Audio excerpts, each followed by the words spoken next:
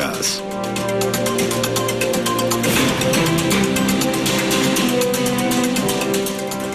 Damos ya la bienvenida en el estudio de los desayunos de 24 horas al constitucionalista Rafael Ollarte. Buenos días, ¿cómo está? Y bienvenido a nuestro programa. Buenos días, doña Janet, placer estar con usted, con todos los amigos del Amazonas. Bueno, en este momento que ya el Consejo de Participación Ciudadana Transitorio cesó a los miembros de la Corte Constitucional, empieza el gran dilema de cómo elegir a los nuevos. Quisieran pasar por ahí antes de evaluar el por qué lo cesaron y tomar su opinión. Yo creo que el Consejo Transitorio tiene dos alternativas. La primera alternativa sería, en principio, obrar como ha hecho en otros casos, es decir, nombrar una Corte Transitoria. La segunda alternativa que tiene el Consejo Transitorio es hacer una especie de vacancia, es decir, han cesado los miembros de la Corte Constitucional independientemente del recurso que se puede presentar y hasta que se nomine la nueva Corte Constitucional no tenemos Corte. Ahora, la primera y la segunda alternativas tienen notorias ventajas y notorias desventajas. La gran ventaja de tener una Corte Transitoria es que no se interrumpiría aparentemente el decurso de las causas y el ingreso de aquellas en la Corte Constitucional. La desventaja sería las razones por las cuales el Consejo, en este caso, nombra un órgano jurisdiccional que la Constitución indica que tiene otro procedimiento de nombramiento. Ahora, esa Corte Transitoria tendría una gran debilidad también. Esa gran debilidad es el corto tiempo que tiene para asumir el despacho de causas. Pero esa gran debilidad también es su gran fortaleza. Si es que alguien asume la Corte Transitoria, naturalmente creo yo que no se va a ir a festejar a sí mismo sintiéndose muy importante, sino que desde el primer día se sentará a, primero, redactar las sentencias que están pendientes. Hay casos que usted tiene pendientes del año 2009. Correcto. Tiene 10.000 causas pendientes en sala de admisión. Otras tantas en el despacho de los jueces, así es que tiempo para perder no tiene. Esa es la debilidad que a su vez se torna fortaleza en esa Corte Transitoria. Ahora, si usted en cambio tiene una Corte definitiva y espera tener una Corte definitiva, la gran desventaja es el tiempo que transcurre entre el cese que se ha producido de los actuales integrantes de la Corte Constitucional con el nombramiento de la nueva. Ahora, eso es... Pero constitucionalmente no es, digamos... No se prevé, está prohibido, no sé cómo decirlo, que la Corte Constitucional quede acéfala toda vez que son derechos constitucionales humanos los que están en la mitad y que podrían ser vulnerados. Claro. Esa sería la aparente desventaja, porque uno diría, en el decurso del tiempo en que no vas a tener Corte Constitucional, podría interpretarse como denegación de justicia. Pero vea lo que ocurre hoy en la Corte Constitucional. Usted tiene hoy día, hasta la semana anterior en que estaban en sus cargos los miembros de la ex Corte Constitucional, usted tenía formalmente al órgano. Pero cualquier persona que medianamente ejerce en derecho constitucional sabe que eso era una formalidad. Presenta usted una demanda ahí, ¿cuántos años se demora? Salvo que tenga alguna especie de privilegio. Entonces, claro, usted tenía formalmente la posibilidad de presentar la demanda. La seguirá teniendo, usted podrá ir a la Corte a presentar su demanda. De ahí a que tu caso sea despachado, bueno, eso es otra cosa. Porque nosotros hemos llegado al punto no solo de lo impresentable, sino de la indecencia que un caso se demore 10 años en la Corte Constitucional. Eso nunca se había producido en el Ecuador. Así es que si estamos hablando de denegación de justicia no se produce por el hecho del cese de la Corte y esperar a que se nombre una nueva, sino por la actuación de los 6 integrantes de la Corte Constitucional, que era frontalmente denegatoria de justicia. Es decir, que precisamente por eso lo cesaron. Bueno, por eso y otras cosas. A ver, usted ha dicho una cosa muy importante. Las personas tienen derecho al juez natural. Cuando usted tiene un conflicto, tiene el derecho a acudir al órgano competente que le va a resolver su petición de justicia. ¿Lo tenía? Tenía un órgano competente no solamente en el sentido procesal, es decir, yo soy competente para resolver acciones de inconstitucionalidad, acciones extraordinarias, etcétera, sino que yo conozco lo que estoy haciendo. No es que a mí me han nombrado y recién saben quién soy yo. Y además me pongo a adivinar los casos, porque no sé, porque no tengo idea. Eso era lo que teníamos. Eran independientes, es decir, usted como juez asume el conocimiento de causa sin ser instruido. ¿Era usted imparcial? ¿Ve los hechos del caso y resuelve según la ley lealmente? ¿O lo hace según la carita del justiciable? Porque ahí usted tenía varios casos de ejemplo. Primero, no respetó nunca el orden cronológico. Todos los casos son importantes para los justiciables. Para usted su caso es tan importante como para mí el mío. Por lo tanto, ¿cómo se deben resolver las cosas? En orden cronológico. Si usted llega primero, le resuelvo primero. ¿Cómo es posible que hayan casos que se están resolviendo del año 2011 y simultáneamente del 2018. ¿Cuál es la corona o privilegio que tiene una persona que presenta una acción hace 2 meses para que se la resuelvan? Y otro pobre ciudadano común de los mortales que tiene que aguantarse 7, 8, 9 años para que su causa ni siquiera sea conocida. Primera cosa, la rémora. Causas que se tienen que resolver en 45 días, 30 días, según la letra de la Constitución. Pero que usted resuelve en 4, 5, 6 años. Pero bueno, ahí quisiera una comparación. Esta última corte con las anteriores cortes constitucionales en cuanto a los términos de resolución de los casos, ¿se la puede comparar? ¿Es la peor de la historia? Terrible. ¿O por ahí mismo van todas las demás? No, terrible, terrible. Verá, cuando desapareció el Tribunal de Garantías Constitucionales y se crea el Tribunal Constitucional, existían 5.000 causas represadas. Claro, el Tribunal de Garantías es un tribunal con muy poco poder. Básicamente las causas se le acumulaban porque no podía hacer cumplir sus decisiones. Es más, le ponían el mote del Tribunal de Burlas, le decían. No le decían Tribunal Cervecero, sino Tribunal de Burlas, porque le era muy difícil hacer cumplir sus propias decisiones. Se crea el Tribunal Constitucional y le hago presente que el Tribunal Constitucional en el año 2002 se puso al día en el estado de las causas. Es decir, estaba al día. ¿Cuánto se demoraba usted en resolver una causa en ese tribunal? ¿1 mes? ¿2 meses? Gritando 6. Esos tiempos se han transformado no solo en años, sino multiplicados por 3. ¿Cómo es posible que alguien proponga una acción extraordinaria y luego de 6 años le digan que tiene razón cuando ya se ha ejecutado la sentencia? O sea, como para que cuelgues la sentencia en tu casa o algo así y digas, he tenido la razón, pero igual fui preso. Claro, pero esos son casos que después devienen en demandas al Estado, ¿no? Por la inoperancia de la justicia, precisamente. Y a veces la gente cree que cuando usted viola el derecho fundamental a una persona es un tema grave. Pero si se lo viola a 20.000, no hay problema. Porque claro, eso ya es una cuestión mayor, ¿no? Y eso es lo que se ha producido lamentablemente. La contradicción jurisprudencial. Eso denota que no eres imparcial. ¿Cómo me puedes decir que la misma norma tiene distinto sentido en 2 casos? Es decir, para un caso la norma tiene un sentido y alcance y para otro caso la norma tiene otro sentido y alcance. Entonces tú no eres independiente. Entonces, no has sido independiente, no has sido competente, no has sido imparcial. Tienes un exuberante aumento en el personal de la Corte. Antiguamente en el Tribunal Constitucional tenías un asesor por vocal, más el asesor de presidencia. Tenías 10 asesores en todo el Tribunal Constitucional y ese tribunal estaba al día. Resulta que ahora hay jueces que tienen 7, 8, 9 asistentes. Tienes una Secretaría Técnica Jurisdiccional de ¿cuántos? 25 asesores. Y resulta que sacas 350 causas al año. Es decir, tú me estás sacando como juez una sentencia a la semana en el mejor de los casos. Bueno, eso tendrá también que ser reevaluado por Contraloría, pues. Porque el control de constitucionalidad no es gratis, pues. O sea, cuesta. ¿Cuánto cuesta cada sentencia? Me refiero en el sentido presupuestario, por si acaso, no a otras cosas.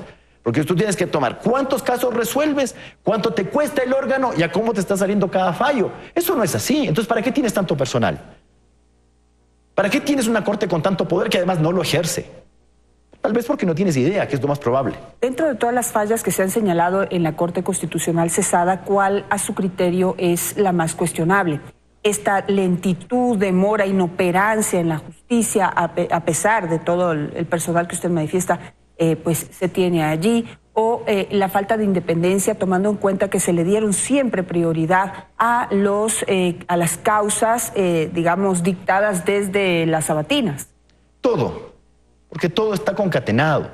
A ver, que yo me demore en su caso, que es el caso del común y de los tristes mortales, un estudiante que le han hecho algún daño porque no lo han dejado graduar y 6 años después no lo resuelve en su caso, mejor ha hecho la carrera otra vez. Terrible, ¿no? Terrible. Claro, como no es un caso periodístico, pues se lo pueden comer los leones al señor, ¿ya? Entonces, ese caso frente al otro, el privilegiado, que se lo resuelven en 3 meses. ¿Cuál es la razón del privilegio? ¿La orden u otro factor? Porque eso es harto extraño. La contradicción jurisprudencial que no te da ninguna certeza, que lo único que te genera es la seguridad de la inseguridad. Es decir, la única certeza que tú tienes es que no sabes cómo se resuelve un tipo de caso. ¿Cómo puedes prever algo? Entonces, si la Corte te dice un caso, un tema en y cuando quieres aplicar la misma norma en otro, te dice, no, es que cada proceso es un mundo separado. Bueno, entonces estamos en el mundo de la arbitrariedad. Usted tiene una Corte con mucho poder. Esta Corte puede revisar decisiones judiciales. ¿Con qué finalidad? Eliminar la arbitrariedad judicial, porque no hay nada peor que el juez arbitrario.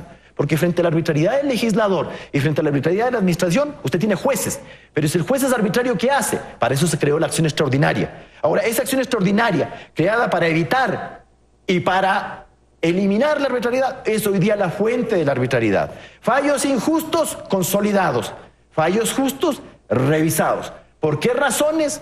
Es increíble. Un control de constitucionalidad con mucho poder, con el poder que no tenía el Tribunal Constitucional, darle efecto retroactivo a las decisiones, el efecto diferido. ¿Cuántos fallos de esos hay? Acciones de inconstitucionalidades por omisión. ¿Cuántas resoluciones de inconstitucionalidad por omisión tienen 9 años? ¿3? El tema de la jurisprudencia vinculante. ¿Cuántas jurisprudencias vinculantes tienen todos estos años? 4. Diciendo cualquier cosa, además, nada novedoso. Es decir, todavía nos preguntamos lo mismo luego de 9 años respecto del tema jurisdiccional. Todavía tiene cosas de duda 9 años después. Es decir, claro, muy linda la Corte Constitucional en el texto de la Constitución. En la práctica, un desastre absoluto.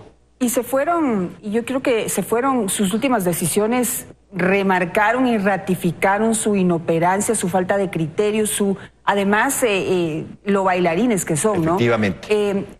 Sobre todo por las últimas decisiones que tomó en el sentido de declarar, ya no sé ni cuántos años después, la ilegalidad o inconstitucional de las enmiendas constitucionales que llevó adelante y presionó el expresidente Rafael Correa. La decisión esta última sobre la sexualidad de los jóvenes, es decir, un poco tratando de salvar el pellejo, entiendo, pues tratando de tomar estas decisiones a última hora para ver si podían ser evaluados de otra manera por el Consejo de Participación Ciudadana. Pero mi pregunta es, ¿qué hacer con esas decisiones de última hora que resultaron absurdas? Bueno, las decisiones que están ejecutoriadas no se pueden revisar. Ya no se pueden, o sea, la nueva Corte no puede revisar eso. No, ya se declaró en inconstitucionalidad de enmienda, está declarado inconstitucional. Lo que usted sí puede hacer es revisar el precedente en otros casos. Es decir, usted puede corregir el precedente.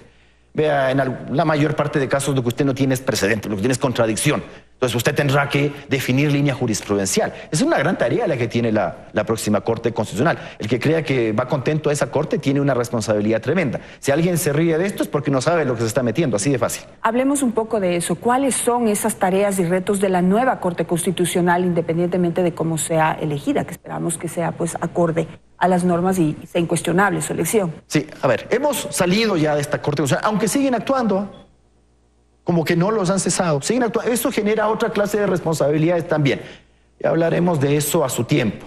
El acto de cesación es ejecutivo y ejecutorio. La interposición de recurso no suspende la decisión.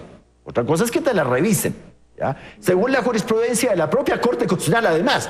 Me parecería extraño, bueno, ya no me parece raro que no conozcan ni siquiera sus propias decisiones. Pero bueno, y también habrá que hacer efectivo el régimen de responsabilidades, porque si no es premio esto, pues... la única consecuencia que tú tienes por hacer mal las cosas es irte. No.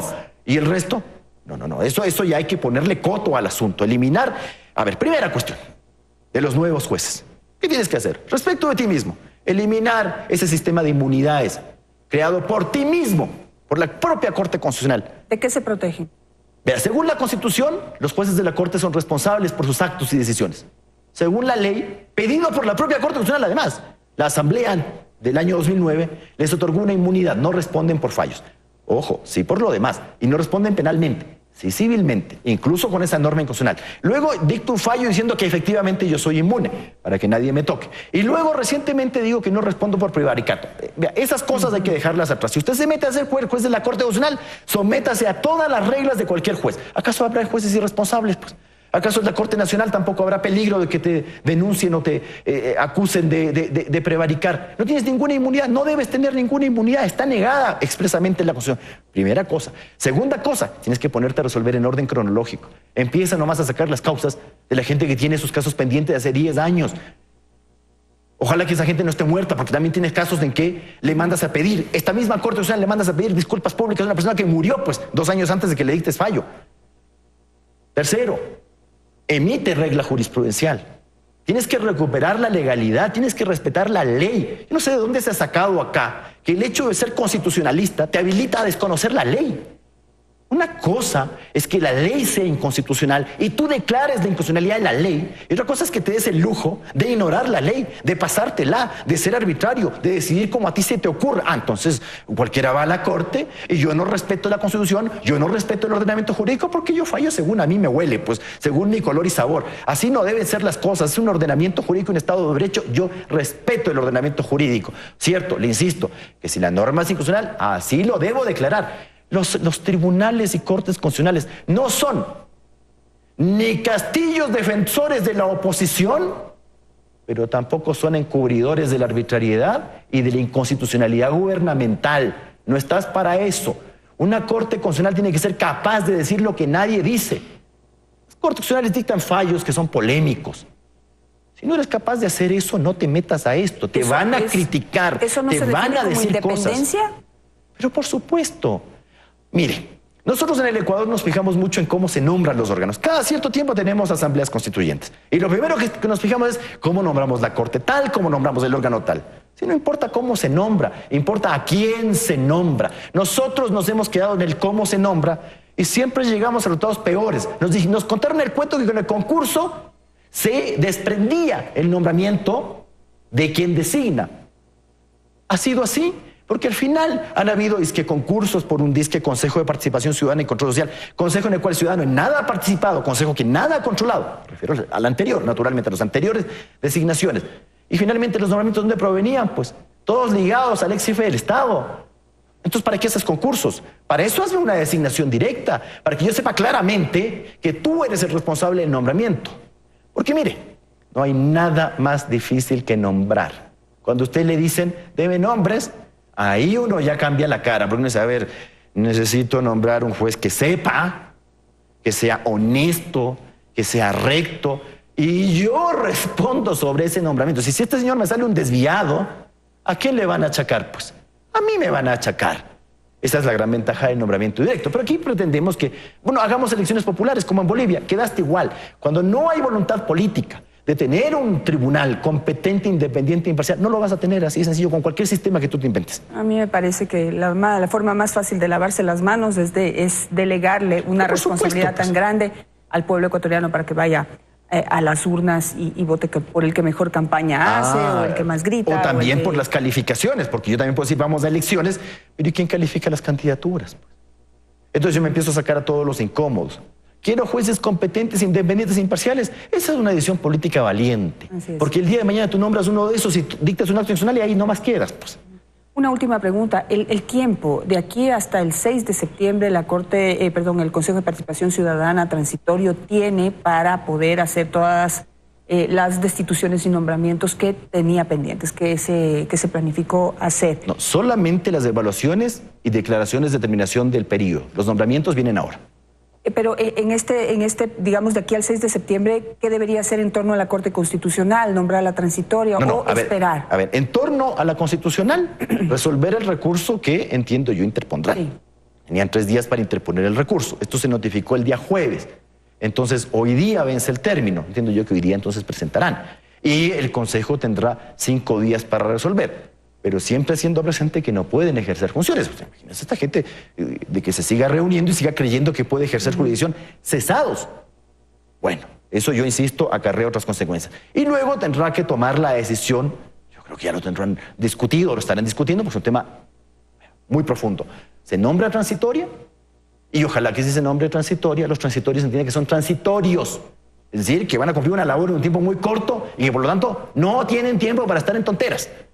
Y que tampoco pueden estar, perdone que lo diga sin ambajes, palanqueándose el definitivo. Palanqueándose. No, claro, pues yo llego a esto para, entonces lo que yo quiero, yo no resuelvo entonces. Yo no hago nada, entonces me dedico a festejarme, a hacerme popular, para quedarme en el definitivo. No, hay que saber bien clarito, si usted va al definitivo y tiene que trabajar igual. Si usted va al temporal, tiene una labor mucho más pesada. Tendrá que llegar a las 7, irse a las 10, estar el sábado, piénselo bien. Trabajar nomás. Sí, claro, trabajar. No más. Qué bueno fue.